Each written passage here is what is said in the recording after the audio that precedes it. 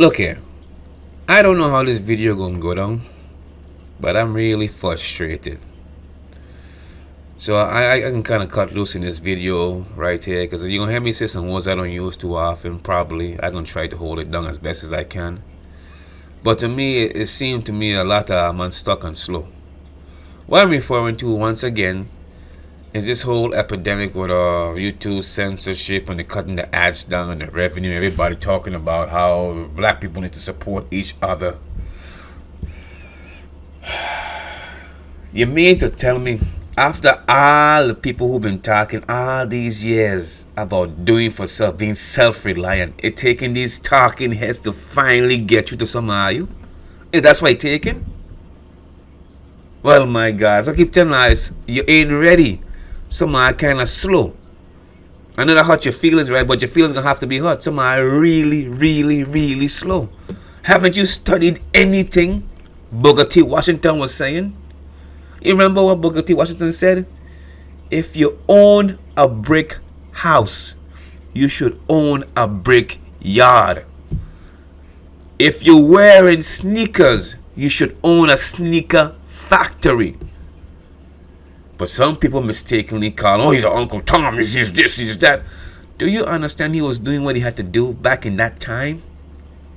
He was playing chess and doing the best he could do at that time. Yes, he might have made some mistakes along the way, but he gave us a great blueprint for us to follow. But unfortunately, many of us don't learn anything from the ones that come before us. We gotta feel that we have to learn it for ourselves. And when someone like me and others come along and tell you something that you need to hear, you don't want to hear it. It offends you. It's not entertaining. It ain't funny. Well, what's going on here, YouTube, with the AdSense? To me, that's funny. That's entertaining to me. Why? Because I already know what's going to happen. It ain't nothing new. Let me tell you something. I like to make things as simple as they can. I break things down simply. If you don't own it, you don't control it. It's that simple. It ain't no great mathematics, no great spirituality, no great understanding. You need to understand that. That's simple as I can put it. If you don't control it, you don't own it. It's that simple. Another thing I like to put simply. If you can compete, you will become obsolete. I'll say it again. If you cannot compete, you will become obsolete. Again, I should have been a politician because I have a lot of great one-liners. And that's what I'm talking about. You don't get it. It's like talking to a wall with some of our people, Dread. You don't get it. Like talking to a freaking wall. My people. Shit. Get out of here with that bullshit. People will watch you suffering. Might watch everything you put out and never once try to help support you. But you're saying my people. I'm doing it for my people. Y'all don't really understand the logic of my people. When you share this deep dye, this nice mahogany color like we and many of us do have, you understand the sickness that goes along with it. Where we have this stink ass mentality where I don't want nobody else who look like me get rich off of me. They ain't gonna get rich off of me. But wait a minute. You will take your money and spend it with everybody else under the sun who don't look like you, who don't give you nothing back other than a damn receipt and your change. But you happy with that? Yeah, I know my words are fiery. I know my videos are hard to take. See, I'm a lot like my father in that sense. And my father's side of the family where they didn't take shit off of nobody. But I also have my mother in me as well, who had a much softer approach, which at times her approach was much better. But right now, I want to be in a fiery type of mood because to get truth to some of you. Because now I seen videos of people, oh man, you know, we need to support each other, you know, it's so sad, you will spend money and enjoy this. It isn't just now people been talking about this. You see, I wonder why the people here on YouTube speaking about it now. Is it because they're finally getting hit in the pockets? Is that what it is? Like Bob Marley said, who feels it knows it. I've been feeling it for years. So I've been knowing what the hell I was talking about. But of course, many people, if it ain't entertaining and you don't say a whole bunch of profanity or you don't make it in a joking format, they can't assimilate the information. Then need one of you guys here on YouTube to say it, and then, oh man, we gotta start supporting, and then you still wouldn't support. Guy reading some of the comments. Oh man, that's just so sad, man. That's so sad, man. We can't come together. It's so sad. That don't mean shit. It's so sad. We need to come together. Like I told you before, you can cry. You can have 10,000 videos of you crying. It don't make a damn bit of difference. You can say all unless you get it in the people's mind. That's the hardest thing to do. Get it in their mind that you have to support each other, else you shall perish. You shall perish. Like I said, it's either you compete or you become obsolete. It's not no more we're gonna run out, we run out of time, we run out of time. No, you're not running out of time anymore. Time is up. You see all the talking heads out there, they'll be nice with you. Oh, it's almost out of time for black folks. That's the word you like to hear, so I'll use it in this video. It ain't almost out of time for black folks. The time is up. What you're seeing now transpiring right now in our lifetime, and some of you who have children like myself in their lifetime, is a direct result of that. You're talking about cutting away. You see what this administration is doing, cutting away some of the social programs. You still think you're running out of time? Oh no, the time is up. You're not running out of time anymore. Are you not paying attention? Of course not. You don't feel it just yet. But when you do, oh Lord, oh Jesus, oh, that ain't gonna do no good. I already tell you, it ain't nobody from the dead come back to save you. I don't care how much you believe it to be so. I have never seen it in my lifetime, and I can guarantee you ain't gonna see it in your lifetime either. But hey, believe what you want to believe. I'm not here to begrudge anybody for what they want to believe. You see, this thing about the supporting each other, I mean, didn't you studied Marcus Garvey? Self-reliance. And some people talking about the government. I'm all for government doing something. Don't get it twisted. What are you going to do in the meantime before government takes action? If they ever take action. What are you going to do? These are questions you need to ask yourself. Yeah, I know it's hard to take what I'm saying because I'm so fiery. You know, it's really hard to digest. And to those people who want to hear my video and they don't bother them because I'm not talking to them. They know, hey, shit, I do what I need to do. But to those of you who it really hurts, because I'm talking about you. It shouldn't have to take people on YouTube to tell you you need to support people that look like you. That's common knowledge. It's been around for hundreds of years.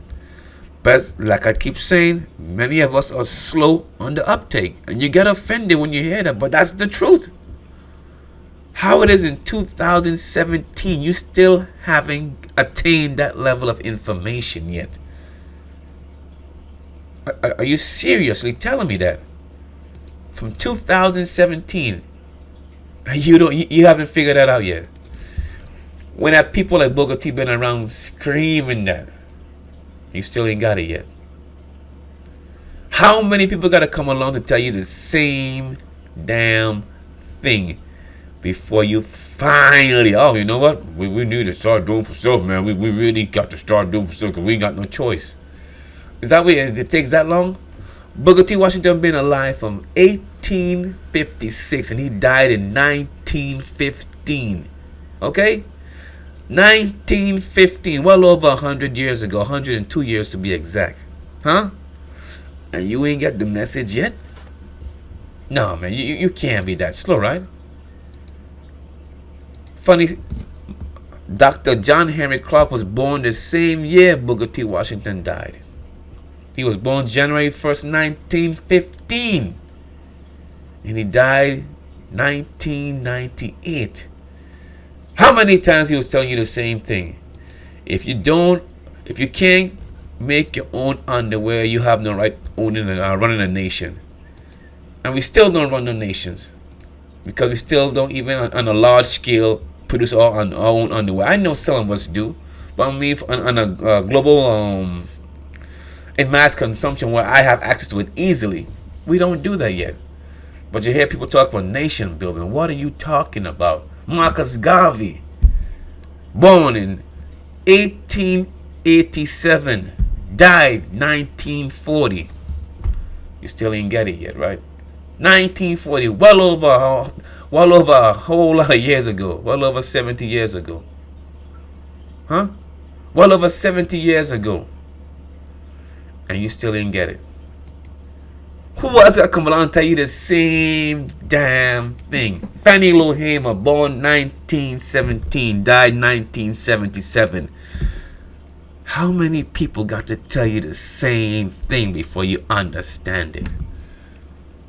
I know it's hard to hear, man. It's hard. But if you don't make a conscious effort to change right now, I don't mean eventually, I mean right now, more of what you see in here is going to continue to happen. And all many of us going to do, man, see what they're doing us, see what they're doing us, got your lip all pushed out. You see what they're doing us, man? We got to protest this, man. That ain't right. It ain't fair. Who gives a shit if it's fair? Life is not fair. You think it's fair for some young babies to be molested? Some young babies to be murdered? That ain't fair. Who the hell told you life gotta be fair? Tell you, y'all look at this. Y'all got this world all upside down and inside out. I mean, the way y'all perceive this world is like in the state of a baby, a child. When I hear these stupid ass statements, that ain't fair, man. They're always doing this to us. You think it's fair for someone to be lynched? This is reality we're facing, man. Don't you see it? As I already stated, they're cutting your social programs. Don't you see it? What about your feelings then when they're cutting your programs? Is you guys gonna feel it too? Oh, I know. It's hard to hear it. It's real hard to hear those kind of words. You're supposed to be enlightened. You're supposed to be spiritual. What the hell that's supposed to mean? More titles that mean absolutely nothing. You think me being spiritual or enlightened or aware or whatever the hell you want to say is going to stop someone who wants to kill me from killing me? You think it's going to stop my family from being homeless if I can't produce some type of monetary income? You think it's going to stop my children from going hungry? Well, you know, I'm spiritual. I'm enlightened. I'm awakened. That don't mean shit in the grand scheme of life, man. Y'all go down all these goddamn abstract paths as if they mean something, just to divide you farther and farther and farther away from reality. I'm an indigo child. What the hell does that mean? What does it mean in the grand scheme of things? But you see, you don't want nobody to say nothing to you.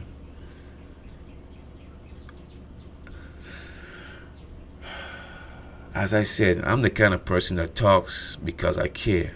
But when it gets to the point when I don't say shit, because I just don't care no more. And I'm really reaching to the point where, for me at least, I'm just going to stop caring and just, you know what? Whoever got what I was trying to say to them, cool. Who don't get it? Hey, whatever. You'll have to get it in the next life. Maybe if you're lucky.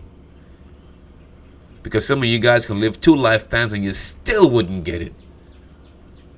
Because your heads are that hard. You're that damn stubborn. It's in the DNA. So if you're that stubborn, I can guarantee your parents are that damn stubborn. And your grandparents are that stubborn. So that's what the problem is. Because you can't escape DNA. I don't care how much you try. You can't escape it. But, hey, at the end of the day, it's up to you what you choose to do with your life. But going back to supporting each other, that's something that should be said. I mean, you should already have known that. You shouldn't have to wait for these talking heads on YouTube to say it. And again, I have to question their integrity, because if they didn't get hit in their pockets, would they be making these videos now about supporting each other? Because I've been talking about this for quite some time. I said we're at the bottom of the social economic ladder. Yet y'all went with all type of abstract nonsense and talking about ratchet videos and all. I'm watching all this shit over the years. And that was what was important. Talking about if the meta nature has been deciphered, they have been. Who gives a shit at the end of the day? Is that going to save your children?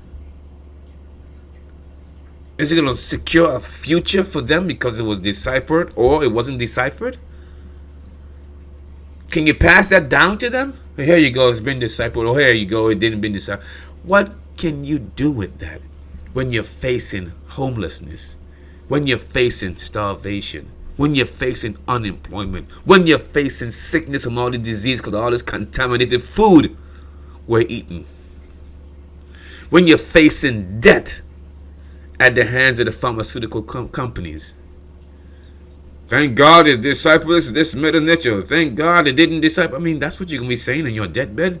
Or when you're out there in the street sleeping? I mean, do you all think, man? Well, I know the problem is we're still too close to slavery. You see, we haven't been what they call freed long enough yet. We've been enslaved longer than we have been freed. So that's where we got this kind of problem. A lot of conflicts of ideologies. Bunch of asinine ideologies of that. Worrying about the aliens, worrying about the blue bloods, worrying about the conspiracy theories. Anything to take your mind off of reality. I don't want to face reality. Nope. White supremacy is everything. But right there you got real problems where your own people, what you say, your people, my people, I'm doing it for my people, wouldn't even support you. How is that for irony? But I know many of you guys couldn't even make it this far in the video because you're weak. I ain't cracking no jokes and I ain't trying to go in on nobody. No, I'm talking about us taking responsibility for a change in your damn life. Instead of blaming every damn body for everything. Oh, they did this. I'm not negating what they have done and what they will continue to do. I'm not talking about that. What can you do about it? People foolishly call people like myself reactionaries. But aren't you reacting to everything that's happening in the society? Aren't you reacting to what's happening right now on YouTube with ads? Of course you are. But the people who follow you are a bunch of mindless drones, a bunch of damn zombies. Can't think for themselves. They believe that you guys are much smarter than them, which I don't understand why. But that's the way their mind works, and that's the way you prey upon them also, because you don't try to teach them anything that's going to help them to actually become smarter, more knowledgeable than you. Of course not. That takes away your power. The same way the Europeans never going to teach you to become independent from his system. Of course not, because that way it takes away his power. But you don't see the correlations. Of course not. Many are too ignorant to see, and if somebody points it out, here it is. This is what you need to do. You wouldn't see it. I can tell you, if you don't train your mind, your eyes can see it, your ears can hear it, but your mind still cannot interpret what it's seeing and what it's hearing because you haven't trained it. But again, these videos and this type of video, you can't take it. It might get flagged down, I don't give a damn. It's gonna get thumbs down, I don't give a damn. I'm not doing it for your approval. You see, because I know from my own research that any revolution always starts with a few. And those who can follow can always do their thing and just follow. But those who are born have it in their DNA to lead, even if they don't want to, they're gonna do their thing. You don't have to take my word for it. You can look at history. Many of y'all talk about and praise Denmark Vizzy. But you understand what kind of revolution it had to be? Knowing the odds and knowing what was at stake if he didn't succeed? Of course you don't think that. Many of you heard the song, "Before I Be a Slave, I'll Be Married in My Grave." But do you understand what the song really means? Do you feel it in your heart? Do you feel it? Of course not. It's just a song to most of you. Before you be a slave, before I be a slave, I'll be married in my grave. That's to show you that conviction. Before I be subjugated to anyone, damn it, I'll just take myself out of here. I mean, if it's me, I'll take myself out of here with somebody else. I ain't going alone, so they're gonna have to take me out. I'm gonna have plenty company in the next world. I don't know what happens when you go in the next world, but I'm gonna have some company. I'm not going alone. I can tell you that right now. If I come to that point in my life, I'm just being honest. But do you understand the conviction? We don't have that type of integrity. To me, what I see, you have a lot of people that want to fit in to the status quo. Oh, they talk a good talk. But deep down inside, they just want to be fit into the status quo so they can get more notoriety, more acceptance. Let me tell you something. As long as you share this beautiful mahogany skin, you will never be accepted. You will be tolerated temporarily, but you will never be fully accepted. I don't give a damn how much you pray, how much you color your hair, how much you color your eyes, how much you bleach your skin. These are the facts. You just have to look at history and you will see. But again, we don't like to look back to learn those kind of lessons. Of course not. Because we're too weak inside. Fear controls us. Fear is a very, very powerful tool, like Machiavelli said. It's better for people to fear you than for them to love you. Because when they love you at their expense. But when they fear you at your expense. So fear is a very, very, very powerful tool. And then you couple that with ignorance, shit, and we see the results today. But that's all I really had to say. I just question the integrity of some of these people who making these videos now about supporting each other, because I wonder what happens if tomorrow YouTube say, okay, well, we're not going to do the ad thing anymore. We're going to go ahead and reinstate everybody back to what they were previously making. Would they be still on supporting each other? I'm just wondering. These are questions I have that I ask myself. I'm not directly targeting them. I'm just asking questions. That's all I'm doing, is asking questions. And for you, black people, that's what you like to be called, black people. If you don't understand by now that you need to support each other, then I don't know when you're going to get it. It's a very, very simple concept. Making your money bounce from one hand that looks like you to the next hand that looks like you to the next person that looks like you. You can't fault any other so-called race for doing what they need to do when you are not doing what you need to do. You brag about the spending power that you have, yet you will not use that power to enrich and uplift your own self. That's the most asinine thing I've ever seen in my life.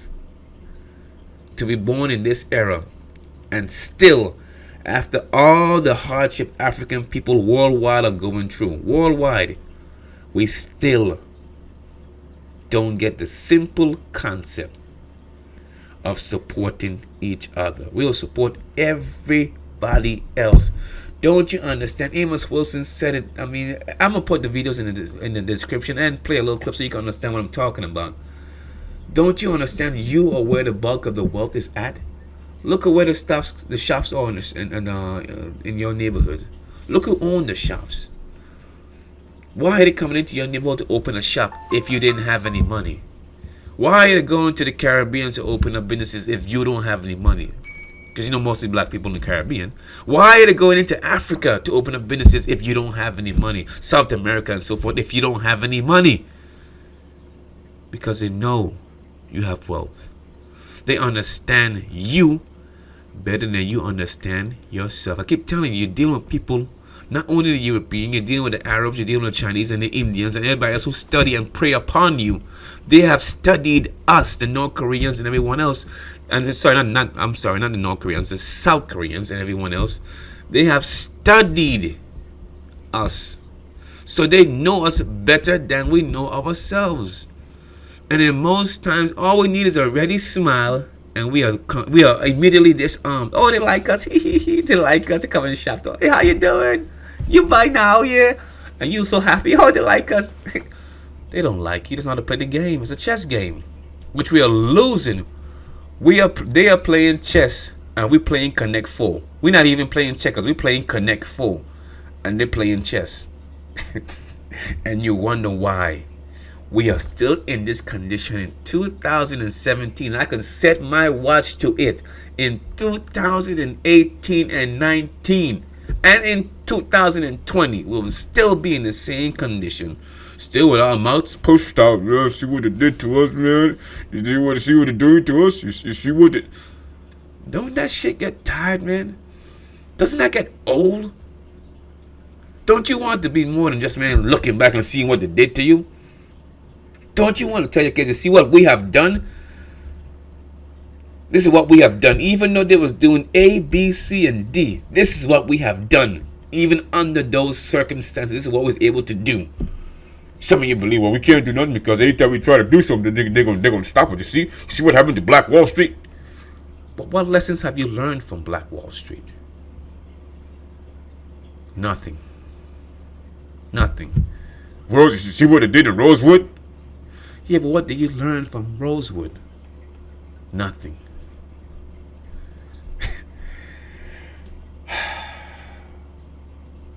Yeah, I'm quickly coming to that point where I don't want to make no more videos in this channel. I'll just do something else, man, because I think it's better for me to talk to a wall.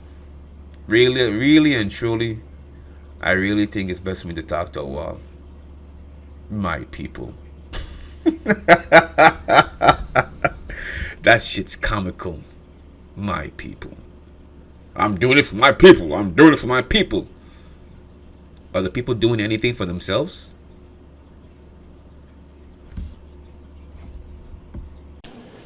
I'd like to, of course, commend you for your celebration of African history, of African American history. And of course, we recognize the importance of studying such history. However, I think we still underestimate the value of the study of African history. I think we celebrate it without analyzing it. We search it and look for heroes without understanding that one of its major purposes is to teach us lessons on how to cope with the present and with the future. Not only are those people who do not know their history doomed to repeat it, but those who often misread it are often doomed to repeat it as well. And those who misread and perhaps fail to read it at all may not have a chance to repeat it at all. And I think we have reached this point where our failure to understand history is going to put us in a position where we won't have a chance to learn it again. The survival of our people is at the crossroads today. And our study of history then should be about more than celebrating our heroes, about more than celebrating the struggles, than just keeping eyes on the prize. And those are valuable things, obviously. But we must look at history in terms of coming to understand our current and our future obligations and what must be accomplished by those things. If we're not careful, we will be beguiled by our study of history. Many of us who have not studied, for instance, Reconstruction history, the history of the United States, particularly of African Americans during the 1860s and 70s, may think that we are entering a new era in American history. We may think that the things that we're witnessing today, the elections of blacks to political office and their appointment to various positions, their activities in various corporations, and so forth, is something new in American history. And yet, A study of Reconstruction history will quickly convince us that we are currently undergoing deja vu. Many of us see history as a continuing progress upward and onward. We have bought the American concept of progress, the idea that things must, over time, necessarily get better. There is no law in the universe that tells you that your future survival is assured, that you will continue to exist now and into the future. There have been races and ethnic groups who have been virtually wiped out on this planet. And there's no guarantee that your own group will not be wiped out as well. The idea then that you must necessarily arrive at a point greater than those of your ancestors could possibly be an illusion. The idea that somehow through some great automation you are going to be in a better condition than your people is an illusion often of not studying history and recognizing that progressions and regressions occur in history, that integrations and disintegrations occur in history. History is not a fairy tale where certain things are accomplished and then people live happily ever after. And many of us think then that the accomplishments that we've made up to this point means that we are only going to expand them in the future. I think you had better think about that again.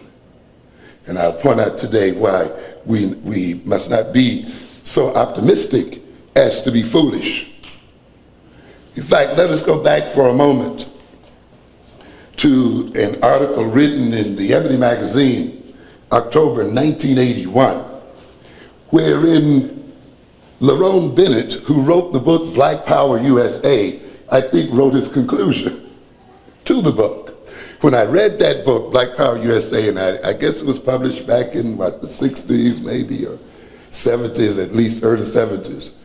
And I finished reading it, I said, the last chapter of this book is missing. And it went on to laud Black Power during the Reconstruction era and so forth. And yet somehow the logical conclusions were not drawn at the end of that book. The lessons that book implied were not expressed openly and completely. And consequently then, I think some people would have been left with the wrong impression. But lo and behold, he did write the final chapter, but not in the book itself, but in the magazine. The second Reconstruction is history repeating itself. This is October 1981. And he titled it, as you can see here, The Second Time Around. Will history repeat itself and rob blacks of the gains of the 1960s? So he's dealing with the issue again here. We gained it once and we lost it. Is there any law in the universe that says we will not lose it again? And I like the introduction here. He starts out by saying, over. It was at long last, over and done with. How could anyone doubt it? How could anyone fail to see that the race problem had been solved forever? One man who had no doubt said, all distinctions founded upon race or color have been forever abolished in the United States.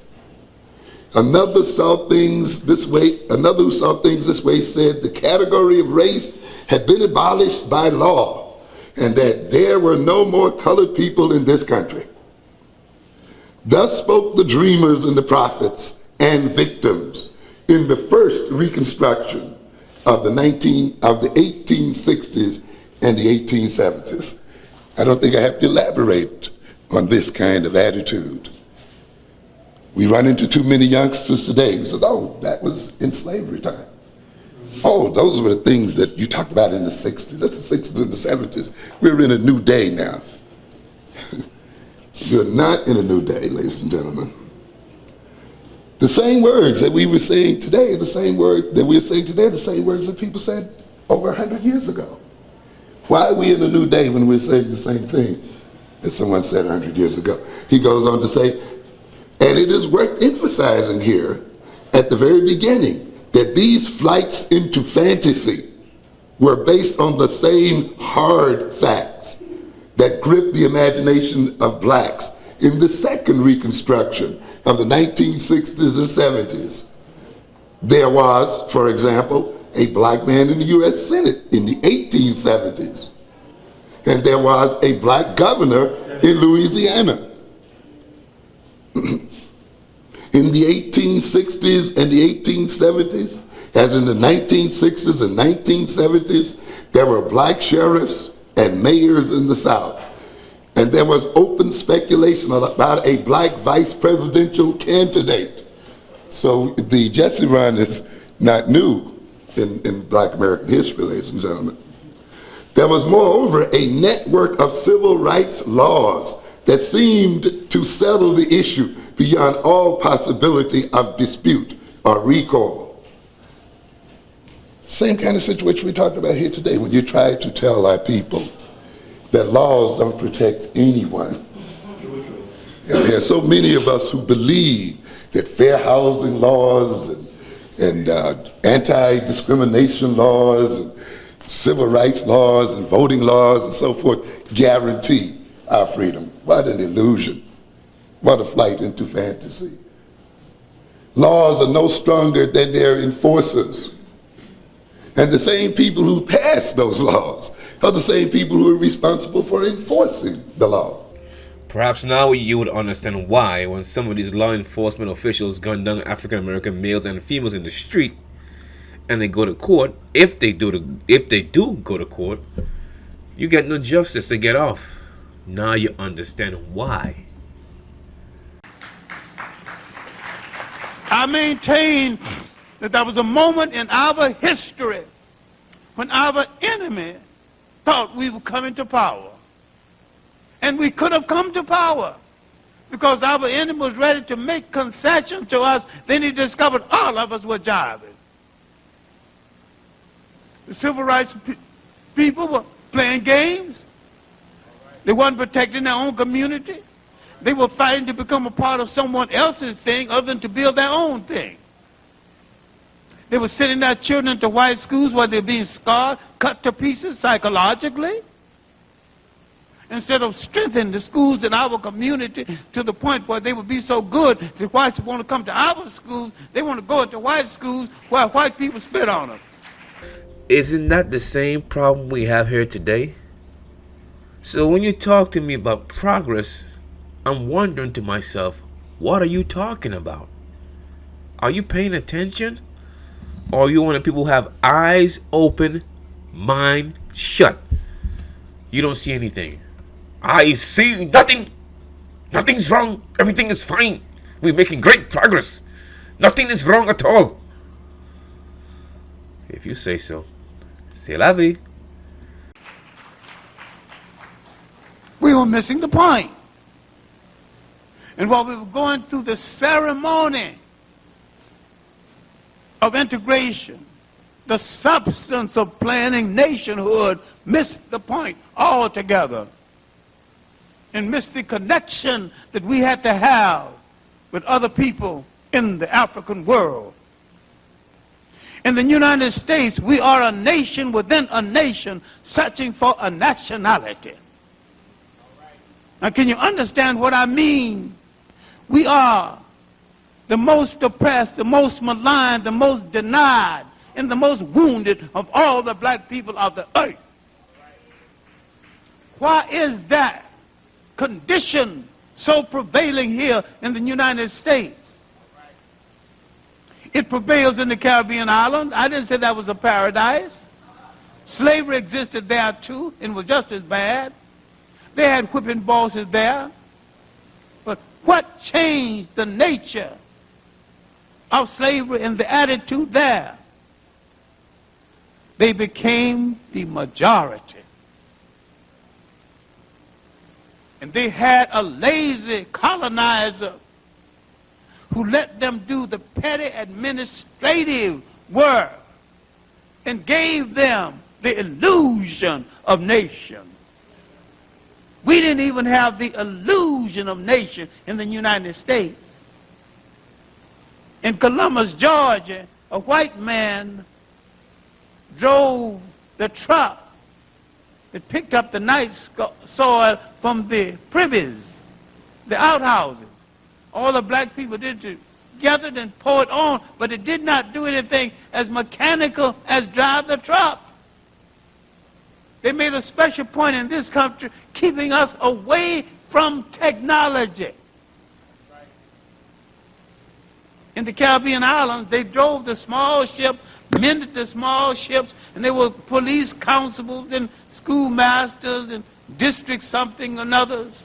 So they had the illusion of nation, and they had another illusion, which some of them still have, the illusion of England as the motherland. Yeah, just a little bit. Now, it was a lie, it was a fake, but it was not true, but it was at least an illusion. Nobody let us ever be American. America has not broken any promises to us.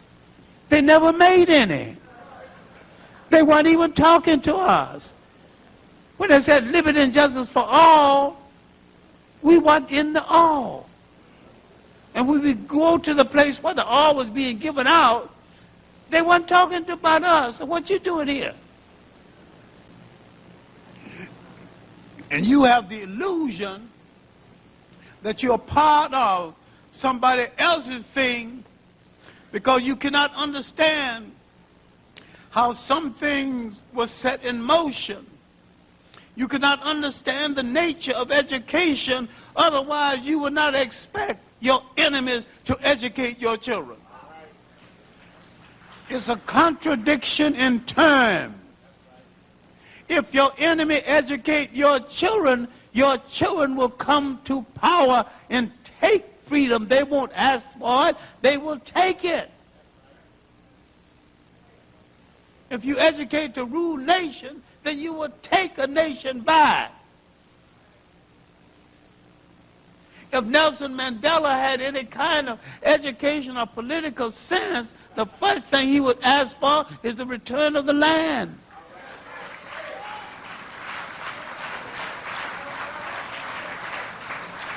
Land is the basis of nation.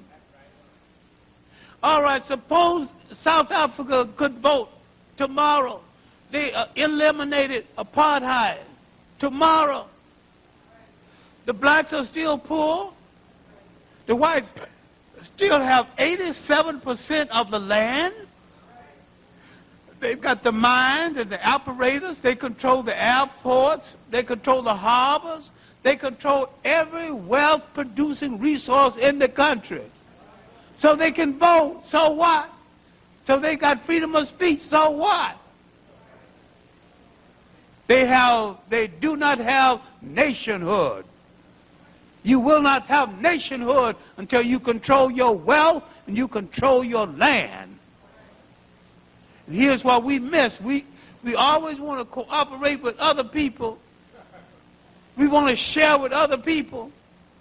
And we will not stand before the European and say, we will share with you in Africa only to the extent that you're willing to share with us in Europe. If you share no land with us in Europe, we share no land with you in Africa. Now let's look at this new world order that is not so new. It's an old world order accommodating some new people, but all of the people in the coalition want to rule over us. Because Africa is the last untapped mineral resource in the world.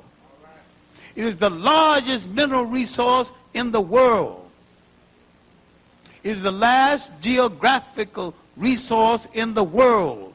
It is the last underpopulated continent in the world. They want to get away from all that ice. They want to take Africa and repopulate it with Europeans. And the Arab wants Africa just as much as the European, because there are Arabs who wish to depopulate Africa and take it. We still hold on to those things. Having your own land. When you have your own land, you always have a place to live. You can feed yourself, and then you pass it on to future generations.